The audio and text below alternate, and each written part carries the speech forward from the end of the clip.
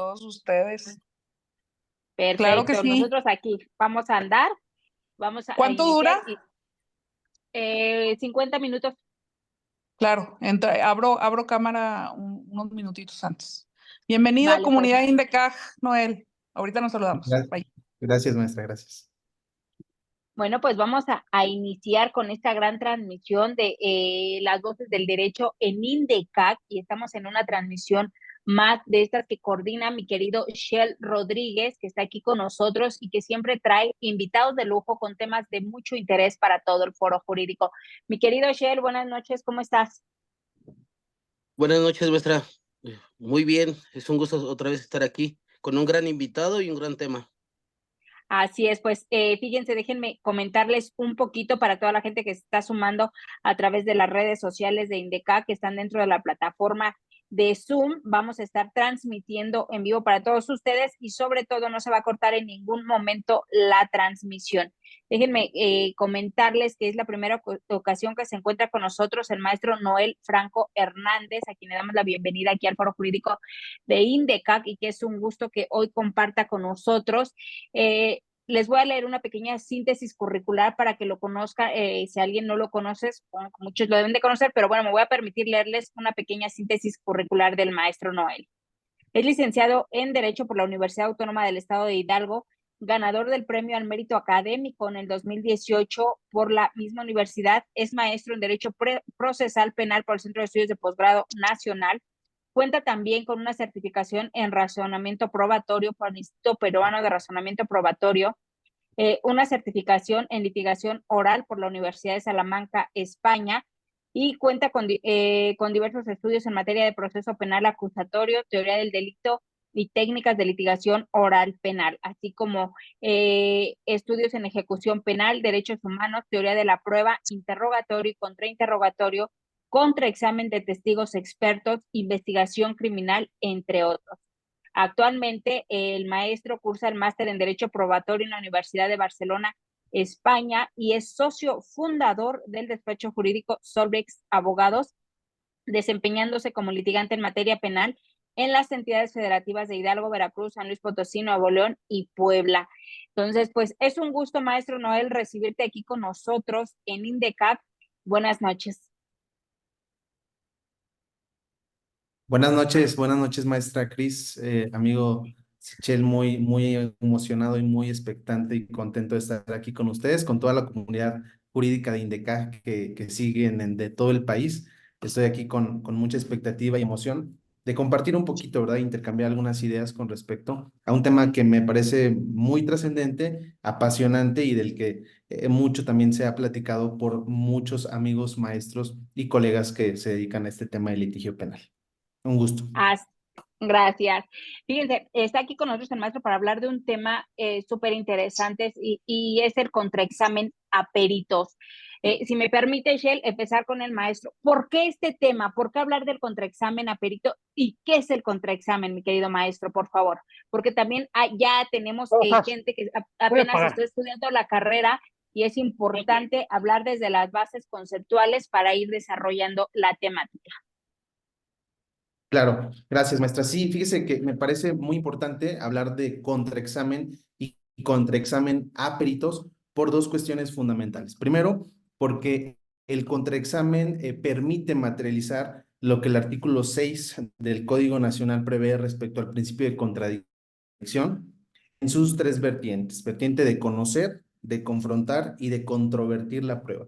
Recordemos que lo que llega a juicio tiene que ser sometido a un examen y a un contraexamen. Es decir, se extrae información que va a ser sometida al escrutinio del tribunal de enjuiciamiento, que el tribunal tendrá que analizar, tendrá que valorar, tendrá que generar ejercicios muy importantes para dotar de, en su momento, suficiencia del umbral probatorio que se necesita para, por ejemplo, en el tema de juicio, una decisión judicial que pueda estar ajustada a lo que sucedió en juicio. Entonces, la información que se someta al tribunal, desde luego, que tiene que ser testeada a través del contraexamen. El contraexamen, entonces, se convierte en un arma que la defensa tiene, y este es un arma, me parece, además de letal, fundamental para efectos de justo poder materializar la contradicción y de tener la posibilidad de que podamos confrontar lo que el testigo dice al propio testigo como persona, e incluso nosotros acreditar nuestras proposiciones fácticas que tengamos como estrategia de defensa, como material del caso de origen. En ese sentido, como que la parte del contraexamen es muy, muy importante, porque si no entendemos cómo funciona el contraexamen, pues luego llegamos a juicio y hacemos preguntas que no son correctas y que, lejos de beneficiar, terminan perjudicando al caso de tu cliente. Y caso contrario, desde luego, si sabes ejecutar un correcto contraexamen, pues desde luego se obtienen resultados muy, muy favorables, que a veces en eso está, sin prueba, a veces en eso está el gane de un eventual juicio, ¿verdad? Si es que llegas a juicio pensando en eso. Entonces, sí me parece muy, muy importante, y además que esta parte de los peritos es muy técnica. La verdad es de que es muy técnica. A mayor complejidad de la materia, mayor preparación del contraexamen, porque a los peritos se les contraexamina, se les hacen preguntas respecto a una experticia de ellos, no tuya. Entonces tú no eres el experto, tú te subes a preguntarles, pero les vas a preguntar de lo que ellos son expertos. Nosotros pues somos abogados y no somos psicólogos, médicos, químicos. Naturalmente es complicado que tú entres a su terreno, porque en el terreno de ellos pues vamos a sufrir, en el terreno de ellos vamos a perder, porque ellos son los expertos. Entonces, ahí me parece la trascendencia, porque vas a entrar al tema de su materia. Fíjate, maestro, que acabas de mencionar algo bien importante. Los vas a interrogar respecto de una expertise de ellos y dices, nosotros somos los abogados, nosotros somos los que vamos a obtener toda esa información. Pero entonces aquí cabría la pregunta de decirte, nosotros somos abogados, no somos expertos en la materia que se está peritando en ese momento y de la cual quieres interrogar. ¿Cómo saber qué preguntar si tú no eres el experto en esa materia? ¿Cómo saber qué le tengo que preguntar? ¿Cuál es la información valiosa que tengo que extraer de este perito? Claro, bueno, ahí sí es fundamental.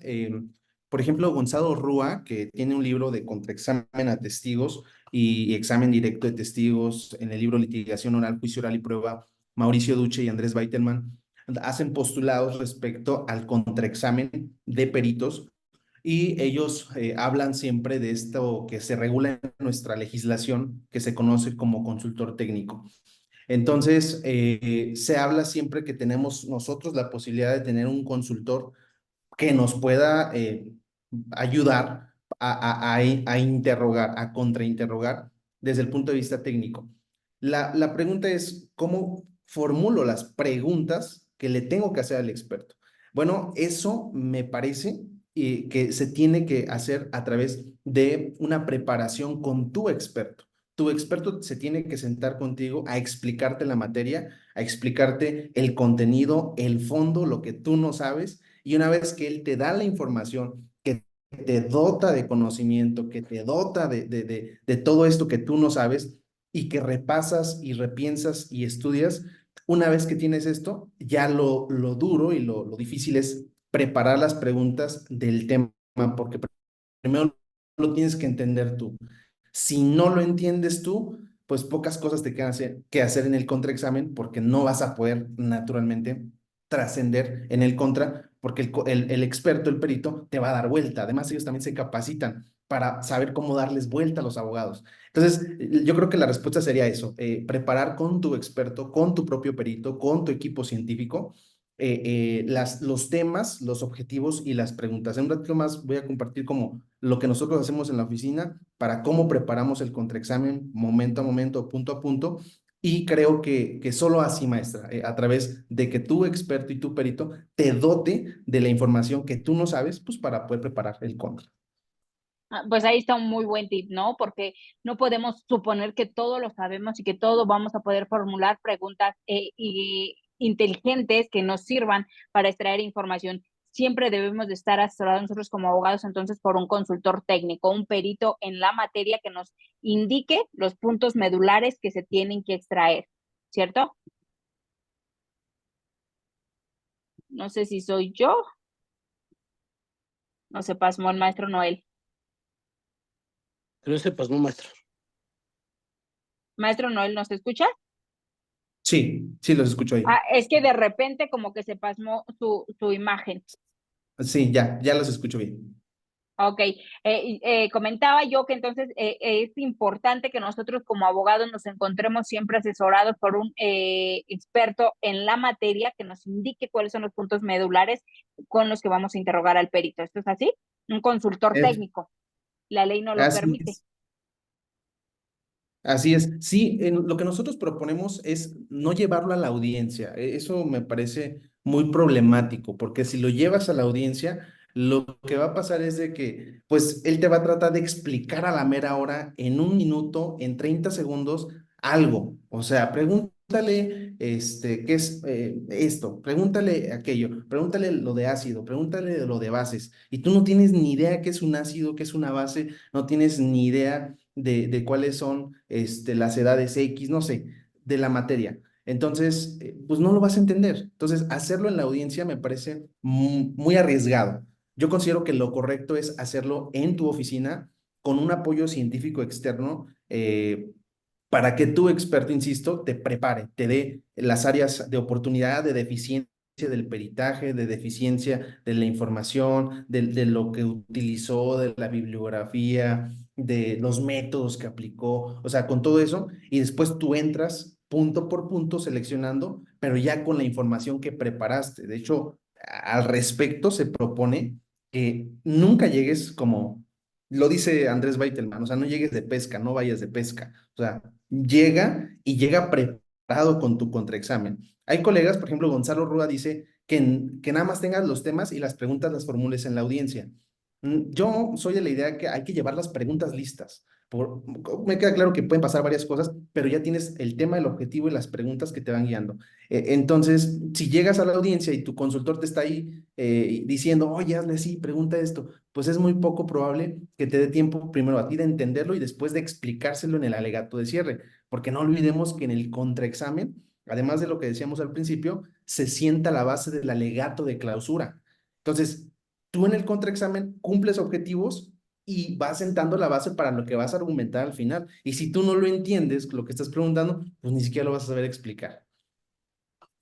Así es, muchísimas gracias, maestro. No podemos llegar de pesca a las audiencias y a ver qué hacemos, ¿no? Yo creo que para eso siempre es importante hacer nosotros nuestras pautas para llevar un escenario A, un escenario B, ¿no? Siempre hay que ir preparados en esos temas. Adelante, mi querido Shell, por favor. Sí, gracias, maestra. Entonces, maestro Noel, derivado de esa preparación previa a esa cuestión de poder tener el consultor técnico y ese control de información, ese control de calidad, ¿se puede entonces controlar al perito ya en Sí, en su desahogo? sí, por supuesto. La idea es, digo, lo digo, o sea, en sentido amplio. La idea es controlar la información que llega al proceso. De hecho, esa información se viene controlando desde la etapa de investigación. Se va controlando desde allí a través de la prueba que tú presentas, de la que refutas, de este íter probatorio. Después, en la intermedia, a través del filtro, se sigue controlando la información. Pero ya una vez que llega a juicio el medio de prueba y está siendo examinado por el oferente de la prueba, en ese momento hay que controlar la información, tanto la que se le está extrayendo a través del sistema de objeciones, que es fundamental para que no haya información ilegal que sea subida al tribunal de enjuiciamiento. Entonces se tiene que controlar desde el examen directo. A través del examen, la fiscalía, en este caso, pensando yo que soy defensa, la fiscalía sube la información y si hace preguntas ilegales, prohibidas, pues hay que objetarlas y ahí se empieza a generar este ejercicio de controlar la información a través de las objeciones.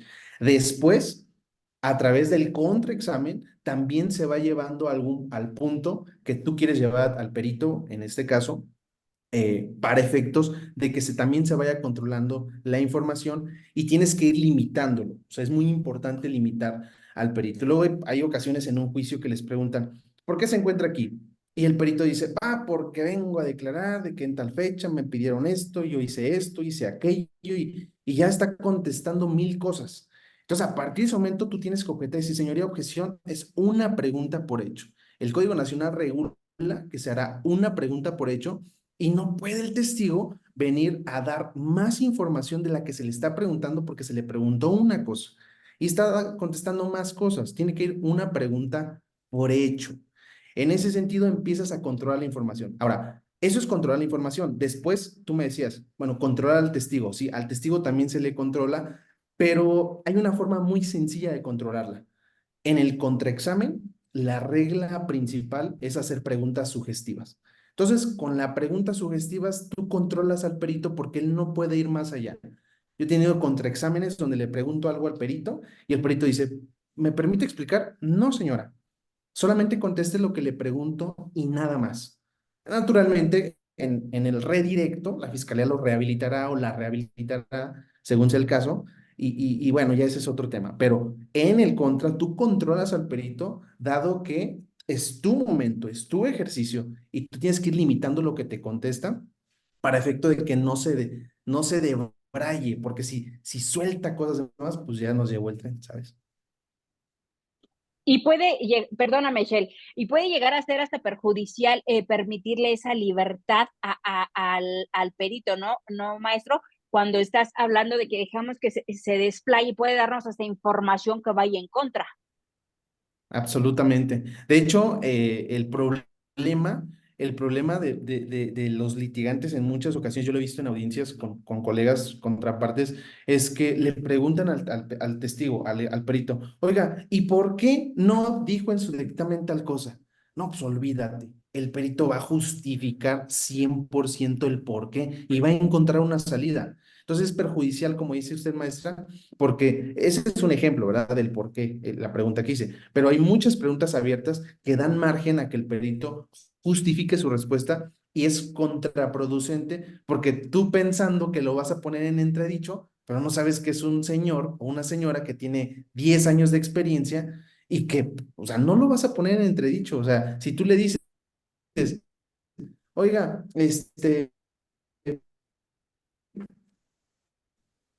¿por Creo qué que no se lo está cortando un poquito la señal del dijo? maestro. ¿Por qué no lo dijo? Pues obviamente te va a dar una respuesta. No, eso es. Por eso la regla y la mejor forma de controlarlo es a través de lo que se sugiere. Gracias. Es que de repente como que se corta un poquito su voz. Maestro, aquí me gustaría que nos explicaras un poquito la diferencia entre perito y el testigo experto para que lo podamos identificar.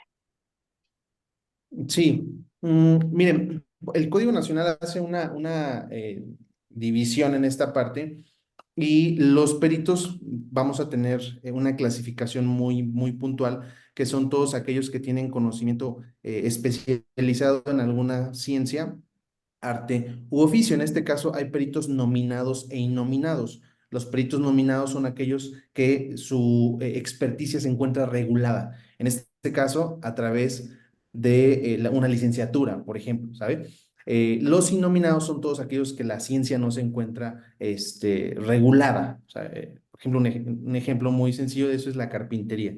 Es un perito experto en la materia, pero o es en un oficio, pero no se encuentra nominada esta parte. Ahora, el testigo experto es igualmente una persona que posee conocimientos especializados en alguna ciencia, arte u oficio, pero la diferencia es una persona que conoció espontáneamente de los hechos. El perito es llamado a proceso a través de una petición, ya sea por la fiscalía o por la defensa o por la asesoría jurídica. Se le pide, se le solicita su intervención para que a través de su auxilio valga la redundancia, se auxilie a la Administración de Justicia y a través de su opinión técnica se pueda tener una conclusión respecto de la materia que se le está pidiendo y nada más. O sea, se le pide directamente, se le hace el llamamiento para que intervenga y dé su opinión técnica al respecto.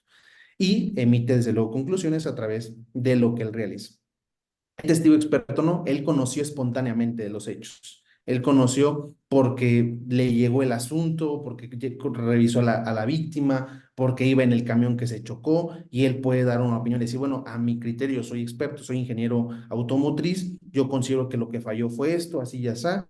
Y él conoció espontáneamente, no fue llamado para emitir una opinión técnica, así 100%, pero su experticia le permite opinar técnicamente de la ciencia porque él es experto, pero no es como un testigo de parte que se le somete a toda esta obligación de aplicar pues las pruebas adecuadas, aplicar su bibliografía, de ser sometido a todo este proceso de la elaboración de un peritaje. Esa es la diferencia, grosso modo. Gracias, maestro. Adelante, Shell. Sí, maestra. Hay una pregunta en el chat de Enrique Urrutia Palmer. Dice, pregunta, ¿por qué se controla el dicho del perito si lo que se busca es la verdad?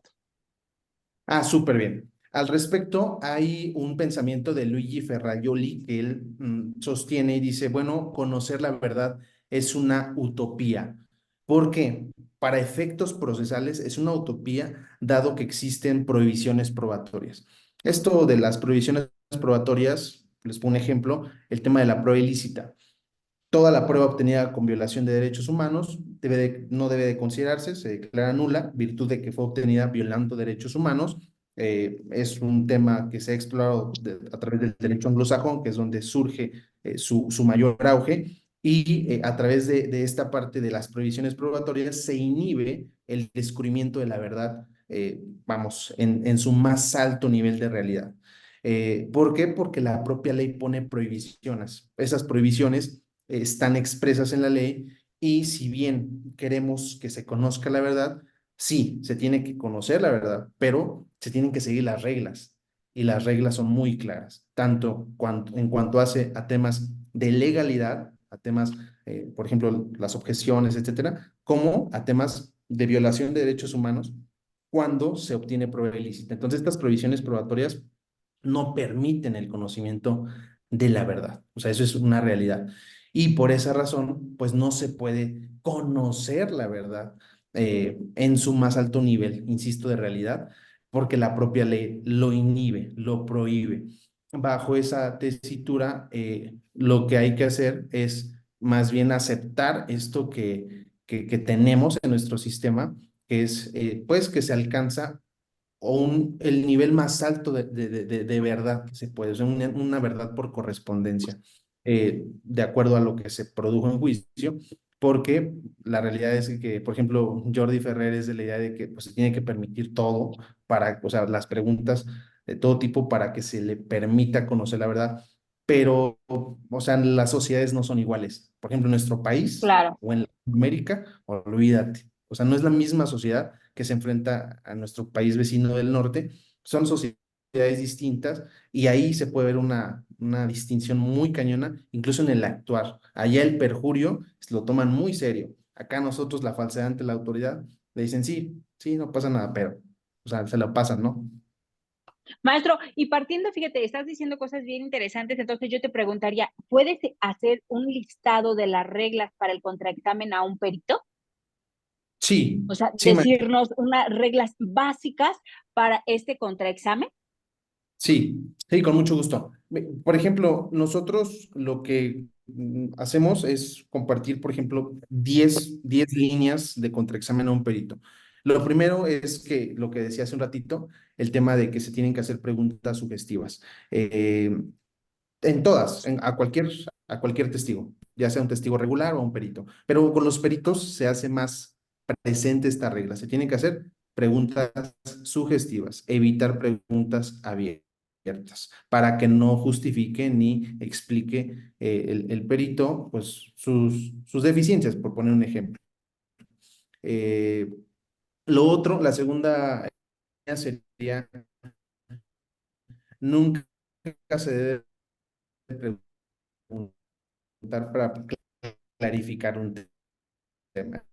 Es decir,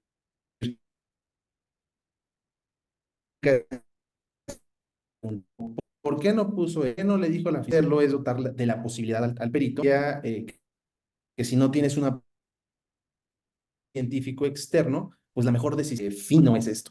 Si no tienes a un experto que te haya asesorado para la elaboración de tu contraexamen, la mejor decisión es no contraexaminarlo. Mejor guarda silencio, porque te vas a meter en camisa de 11 varas, te vas a meter en un terreno que no conoces Y lo mejor es guardar silencio si no tienes apoyo científico externo que te haya ayudado. La cuarta sería, hay que analizar desde luego la intervención pericial del perito a contraexaminar, a contraexaminar con tu experto, es decir, revisas el peritaje, identificas las áreas de deficiencia, las que benefician a tu teoría del caso, las de fortaleza las dejas, a lo mejor no las tocas, si te benefician desde luego las tocas, dependiendo. Pero eso sí es muy importante, analizar la intervención del perito a contraexaminar previamente. La quinta sería, una vez que hayas analizada la intervención pericial, hay que empaparnos de la experticia. Es decir, estudiar fundamentos, estudiar tecnicismos, el fondo de lo que se va a abordar y sus derivados. Porque luego los expertos cambian los términos para ver si tú sabes de lo que les estás hablando. O sea, hay cosas que son lo mismo, pero se dicen de diferente forma. Entonces, cuando tú le preguntas al perito, oiga, ¿hizo esto? Y él te dice, ¿cómo? Es tal cosa. Y tú no tienes idea de que es lo mismo, o sea, pero lo está diciendo de otra forma, ahí el perito se va a dar cuenta que no sabes. Y ahí te va a comer. Entonces, por eso es importante empaparse del experticio. El sexto sería, al momento de planificar el contraexamen, se propone que se seleccione un tema a abordar, enseguida un objetivo que debe de cumplirse, que estos objetivos van a ser materia de tu alegato de clausura. Y en tercer punto, debes de hacer las preguntas, de tal forma que hagas una tablita. La tablita tiene que tener estas tres cosas: el tema a abordar, los objetivos a cumplir y las preguntas a realizar. Eso es muy importante porque, por ejemplo, si el tema que tú vas a iniciar abordando es que el perito no cuenta con cédula profesional en la materia que se le pidió peritar, bueno, ese es el tema. Después tienes que buscar objetivos. Los objetivos serían, les pongo un ejemplo, que el tribunal sepa que el perito no cuenta con cédula profesional en la materia que perita. Ese es el objetivo de tu tema. El segundo objetivo sería que el tribunal sepa que el perito es arquitecto y emitió un peritaje en balística. Lo tienes que poner de relieve. El tercer objetivo que puede caber aquí es que el tribunal tenga claro que de entrada la opinión técnica del perito no debe de considerarse legal, virtud de que el artículo 369 del Código Nacional establece que el perito debe de poseer título oficial en la materia que perita. Entonces ya tienes tres objetivos de un tema. Con estos objetivos y con este tema haces tus preguntas y empiezas la primera pregunta. Señor, hace un momento usted refirió que tiene 15 años de experiencia, ¿cierto? Sí. Y que usted es perito en materia de balística, ¿es correcto? Sí. Y ha trabajado en la fiscalía todos estos años, sí. Señor, sí sabe que la balística es una ciencia forense, sí, y está regulada a través de la criminalística, ¿lo sabía? Sí. Señor, ¿usted cuenta con alguna cédula en materia de criminalística? No, pues no. Maestro, ahí te voy a detener. Están pidiendo un ejemplo de una pregunta sugestiva. Ahí, en ese ejercicio que estás haciendo, que me parece muy interesante, ¿cómo cabría una pregunta sugestiva? Todas estas preguntas, maestra, estas preguntas, todas las que estoy haciendo son preguntas sugestivas, ¿Ok? 100%. Entonces, aquí para los compañeros que están viendo el ejercicio, así se va generando. Les estoy poniendo el ejemplo y estas preguntas son 100% sugestivas. Si se dan cuenta, no le he preguntado, oiga, ¿por qué si usted es arquitecto emitió un dictamen en balística? No, no haces eso. No haces eso porque te va a decir un buen de cosas. No, no, no, no, no. Tú lo que tienes que llevar es llevarlo de la mano y decirle, señor, usted incluso es arquitecto, ¿es correcto? Sí, es correcto. Incluso su cédula profesional es 11.624.510, ¿cierto? Cierto. Señor, ¿usted cuenta con cédula profesional en materia de criminalística? No puede decir que sí porque no lo tiene y porque tú ya lo investigaste para ese punto. Y aquí viene otra regla, que es regularmente no se pregunta lo que no se conoce la respuesta. Aquí esto tú ya sabes lo que te va a contestar. Tan sabes lo que te va a contestar que lo preguntas. Pero ¿cómo lo sabes? Porque lo investigaste antes. Supiste en la Dirección General de Profesionistas que él no era experto, que no tenía cédula profesional, perdón, en materia de criminalística. Entonces, naturalmente, sabes lo que te va a responder.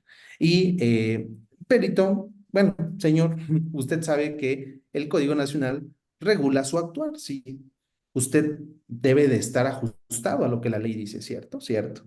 Señor, él sabe que ha leído el Código Nacional alguna vez, ¿sí? Sabe que el código regula que toda persona que interviene tiene que tener título oficial, sí.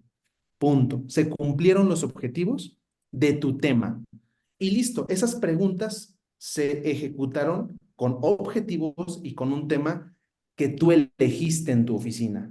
Ese es un ejemplo muy básico y muy sencillo y es el que regularmente pongo en las clases para poder entender esta parte de cómo funciona el tema, los objetivos y las preguntas. Entonces, las preguntas van a ser el resultado de tus objetivos y de tu tema que has seleccionado previamente. Entonces, no hay que olvidar esto. Los temas, los objetivos te van a ayudar a ejecutar correctamente las preguntas. Y La fíjate, yo siguiente, voy a recalcar algo bien importante que dijiste. Nunca preguntes algo que no conoces la respuesta, ¿no? Que no tienes la información. O sea, eso es bien importante absolutamente. porque creemos que nosotros vamos a obtener una información que a lo mejor no se conoce, no conocen todos los sujetos procesales, pero no podemos arriesgarnos de esa manera. El preguntar algo que ni siquiera nosotros sabemos la respuesta. Absolutamente. Porque imagínese que, o sea, alguien te dijo, no, es que él no es criminalista, y tú ni lo investigaste ni nada, y cuando le preguntas, te dice, no, ¿cómo no? Aquí está mi cédula, incluso aquí la traigo, se la presto. Ah, pues, Sí, no vas a puede hacer el quedar, ridículo. exacto, exacto. Qué interesante, Absolutamente. Sí, maestro. Y va bueno, a ser bien importante. ¿Mande? no, adelante, adelante. No, digo, y va a ser bien interesante porque todo esto que nos mencionas muchas veces se deja de lado y llegamos a ver qué se hace o qué se puede salvar en las audiencias, ¿no? Y yo creo que también es una mala práctica del abogado postulante. Mi querido Shelly, ¿vas a comentar algo respecto de esto? Sí, maestra, dicen ahí en el chat, si vamos como peritos oficiales, el resultado puede ser correcto en cuanto a su metodología, porque existe un protocolo en sí. Sin embargo, en los casos particulares no. Y preguntan, ¿el perito en criminalística debe tener cédula de licenciatura en criminalística? Sí, la respuesta es sí, porque la criminalística es una ciencia que se encuentra regulada. Hay licenciatura en criminalística. Es imposible, ¿verdad?, que puedas permitir como abogado desde la intermedia que lleguen a juicio peritos, digo, si le podemos llamar así, que son abogados y tienen un diplomado en criminalística y con eso emiten peritajes en criminalística. Eso es incorrecto porque la criminalística está regulada como ciencia en la Dirección General de Profesiones. Algunas criminalística, criminología, etcétera, pero la criminalística está regulada como ciencia. Entonces, claro que sí, tiene que ser de esa manera. Ok, muchas gracias, maestro. Y a mí me surgió una duda. Cuando se toca el punto de verdad como correspondencia, es decir, que esa verdad de que se desahoguen a través de la información del juicio tiene que corresponder al hecho en concreto que vas a estar atacando en su desahogo del juicio, la verdad como correspondencia Sí, que usted hizo referencia. sí, la verdad, como correspondencia es como este postulado que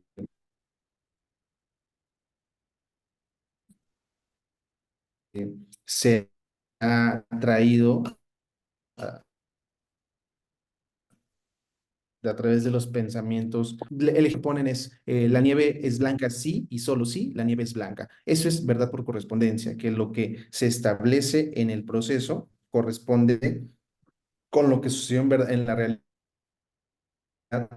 Pero ¿cómo sabes que corresponde con la realidad? Lo que se produjo. Entonces, lo que se produjo te da pauta para poder acreditar ese extremo. En ese sentido, solamente podríamos hablar de verdad por correspondencia de acuerdo a lo que pues, se produce, desde luego, en la audiencia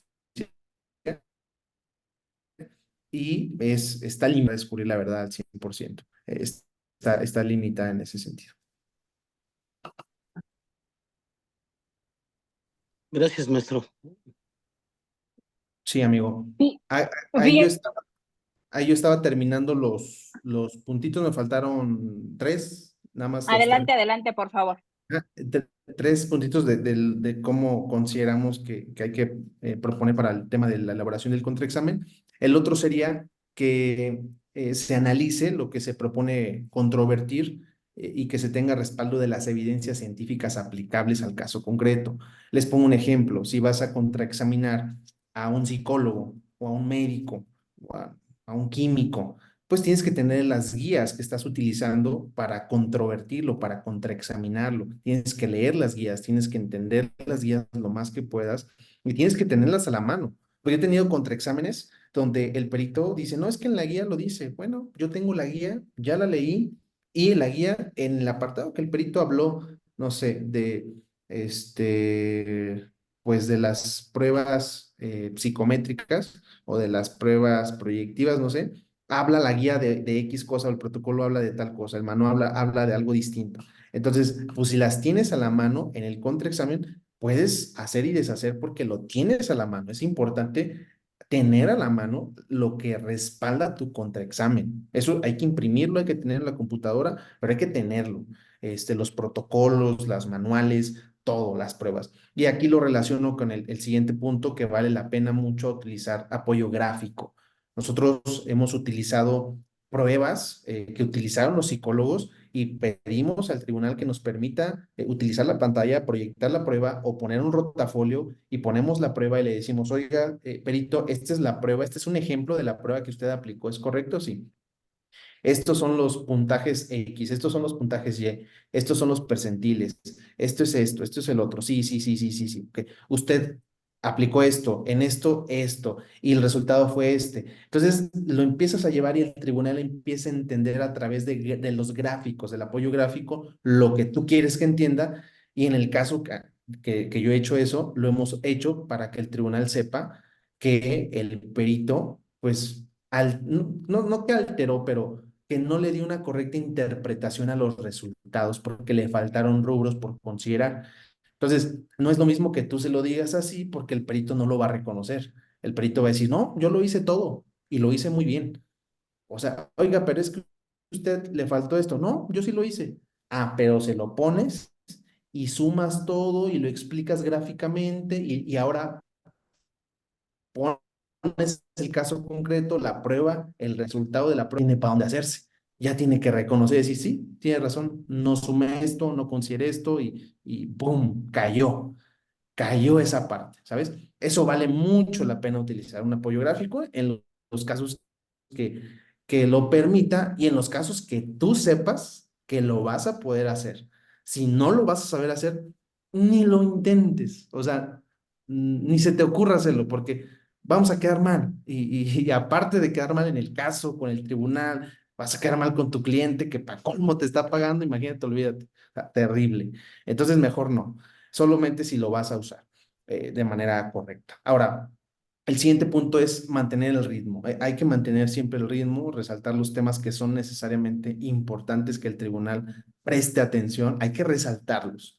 Hay que prestar atención, hacer pausas y mantener un ritmo, porque al final es cansado. El tribunal lleva horas, todo el día en juicios, todo el día en audiencias, lleva meses que no deja de desahogar juicios, y tú le avientas un contra de 1000 preguntas, es fatal para el tribunal. Entonces tienes que ser muy conciso, pero también llevar un buen ritmo, de tal forma que los dejes respirar y que hagas estas transiciones para lo que quieres resaltar.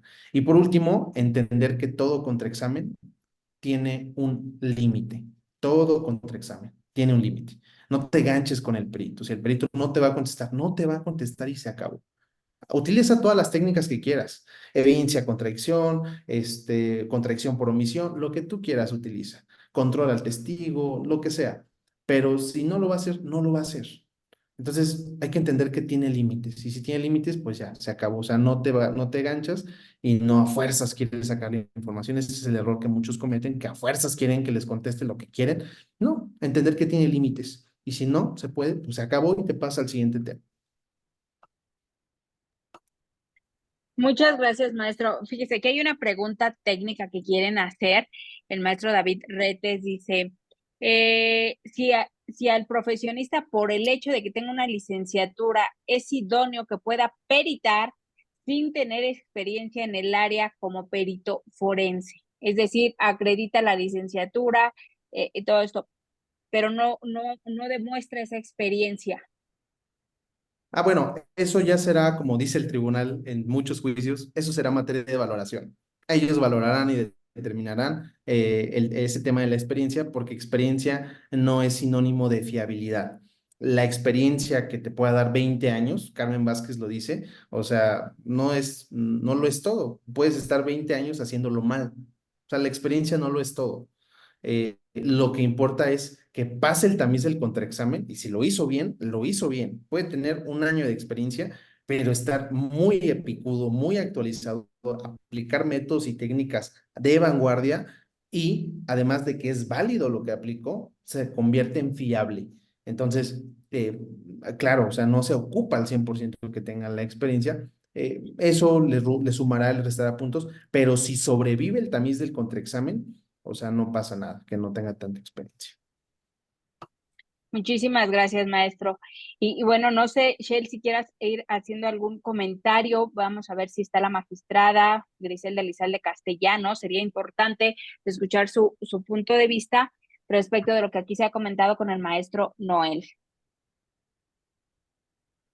Solamente agradecer, maestra, agradecer a la comunidad jurídica de INDECAG, agradecer al maestro Noel por su tiempo. Sé que pues tenía un viaje de trabajo, pero él quería estar aquí, de verdad, se lo puedo decir, maestra. Estaba tan entusiasmado que dejó todas sus actividades para estar aquí con nosotros. Cancelé todo. Ay, No, mil gracias, de verdad, Noel, no, te al contrario. agradecemos muchísimo, de verdad, que hayas dedicado este tiempo. Mi querida Gris, ¿andas por ahí? ¿Qué tal? Aquí ando, aquí atenta, Tenemos que corriendo. Aprovecharte ahorita que Muy están aquí buenas los dos. noches, ¿Me pueden comunidad ayudar a INDECAG. fijar me pueden ayudar a fijar a mi querida Griselda? Está con nosotros la magistrada Griselda Elizalde Castellanos, mi querida amiga. Ella está, recuerden que ella es magistrada en el estado en Coahuila, y bueno, pues está aquí escuchando. Mi querida Griselda, ¿qué comentarios nos puedes dar desde esa perspectiva jurisdiccional, toda esta parte del contraexamen que nos ha hecho favor de platicar un poquito el maestro Noel? Hola, ¿qué tal? Comunidad INDECAG, primero muy buenas noches con la incansable Cris Ortega. Maestro Shell, qué gusto coincidir nuevamente aquí. Y pues desde luego, viendo cómo los jóvenes van impulsando, maestro Noel Franco, ya ha sido varias las oportunidades que hemos tenido de coincidir. Me quedo con muchas cosas de lo que ha puesto sobre la mesa el día de hoy.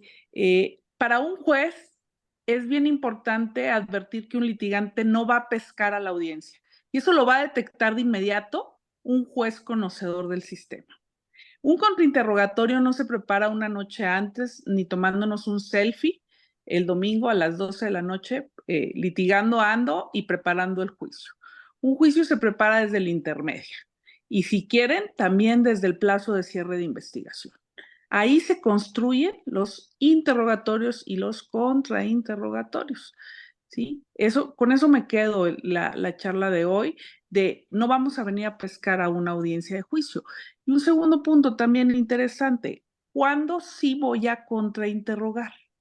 Pero en el tema de los peritos es muy relevante, sobre todo el contrainterrogatorio, porque voy a tratar de desacreditarlo.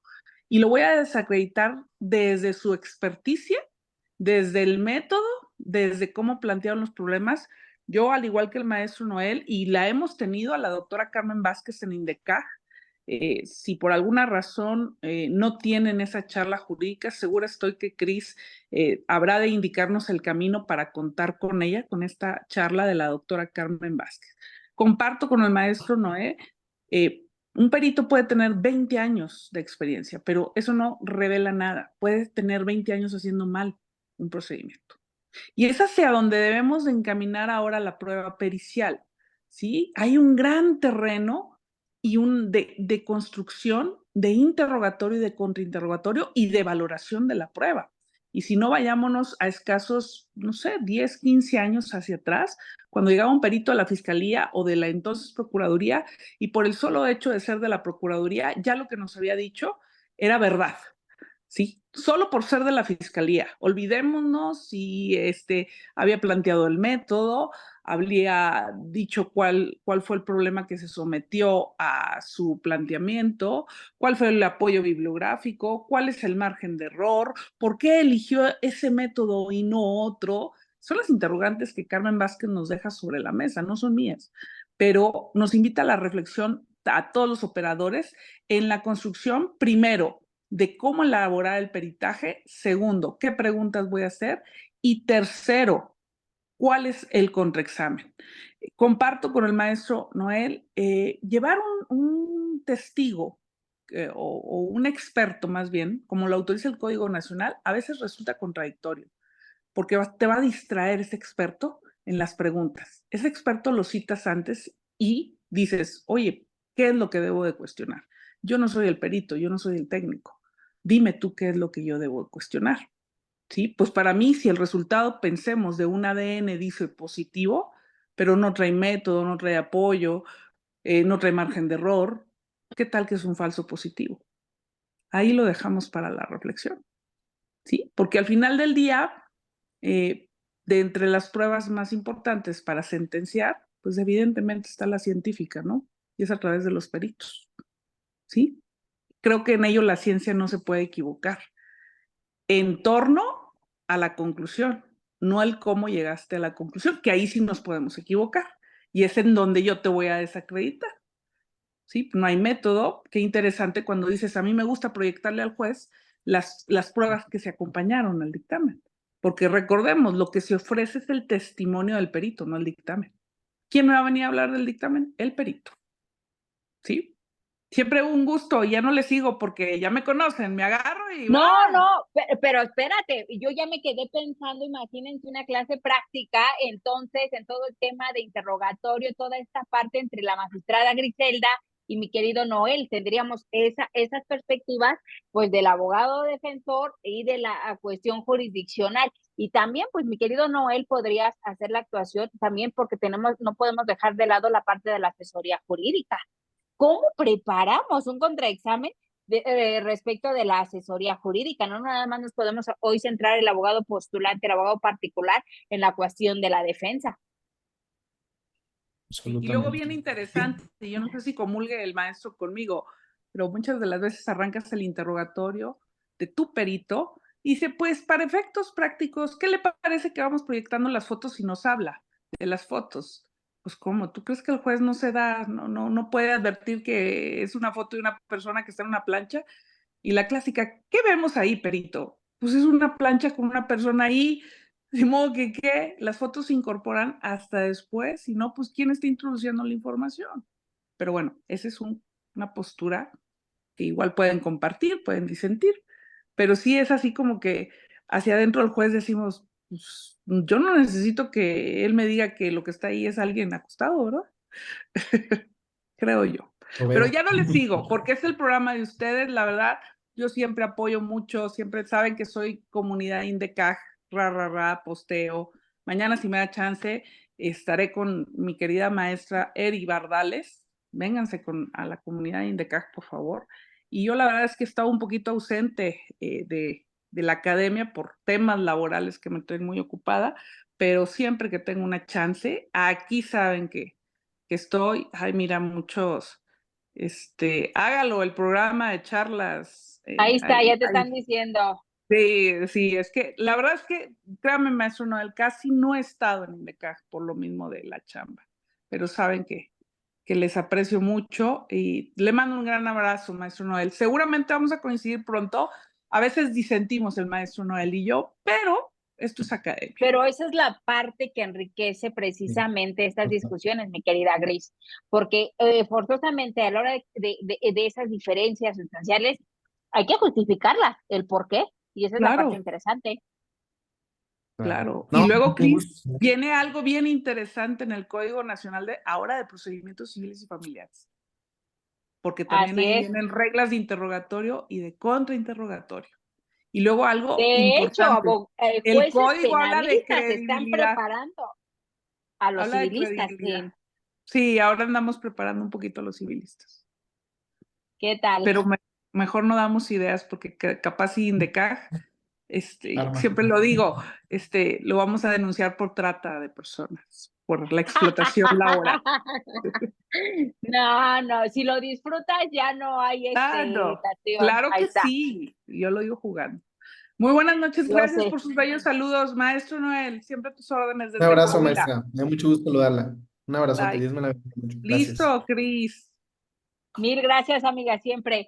Pues, ¿qué tal, maestro? Va a ser muy interesante Súper. y sería súper interesante que pudiéramos organizar estos talleres y que estuvieras como invitado, mi querida Griselda Elizalde Castellanos, nuestra magistrada, conduce estas cápsulas de charlas jurídicas en donde participan evidentemente operadores del sistema y sería interesante que estés con ella como invitado. Seguro sí, seguramente pronto te vamos a tener, pero también sería importante que estuvieras conociendo, compartiendo con nosotros alguna práctica respecto del tema del día de hoy, porque yo creo que tenemos deficiencias hasta en el lenguaje técnico jurídico al hablar de contraexamen. Sí, claro. Sí, Entonces, también. sí, creo que desde ahí ya tenemos algunas deficiencias y te estaremos invitando muy pronto para que puedas participar en estas actividades académicas que tenemos aquí en INDECAC. De verdad, ha sido un gusto tenerte aquí con nosotros. Mil gracias, mi querido Shell. Y esperemos que pronto estemos desarrollando estas cuestiones prácticas y pronto estés con la magistrada. Gracias, gracias, maestra. No, con muchísimo gusto. Me ha dado mucho gusto estar aquí con ustedes en INDECAG, amigo Shell y usted, maestra Cris, de verdad, muy honrado, muy contento y me voy con un gran sabor de boca haber saludado también a la magistrada, a quien admiro y aprecio mucho. Se lo he comentado en varias ocasiones. Como dice, a veces hemos disentido en algunas cosas, pero como bien refiere, eso es lo que genera la riqueza de la academia y la oportunidad de seguir construyendo. A través de la dialéctica se puede generar esta construcción de pues todo lo que se está generando en el país para mejorar desde luego el sistema que tanto necesita ser mejorado y que sí tiene que seguir siendo pulido. Y bueno, para mí ha sido un placer, gracias por la oportunidad, que todos tengan muy buenas Y te noches y yo comprometemos, mi querido Noel, has tenido muy buena respuesta, tienes mucha gente siguiéndote a través de las redes sociales de INDECAC, todos pidiendo un curso contigo. Pronto les estaremos compartiendo la información, desde este momento te comprometemos para que estés con nosotros pronto y podamos desarrollarlo. Mi querido Shell, muchísimas gracias por traer al maestro Noel y nos vemos en la siguiente cápsula de Voces del Derecho. Muchas gracias a usted, maestra. De hecho, ya le compartí su número, maestra.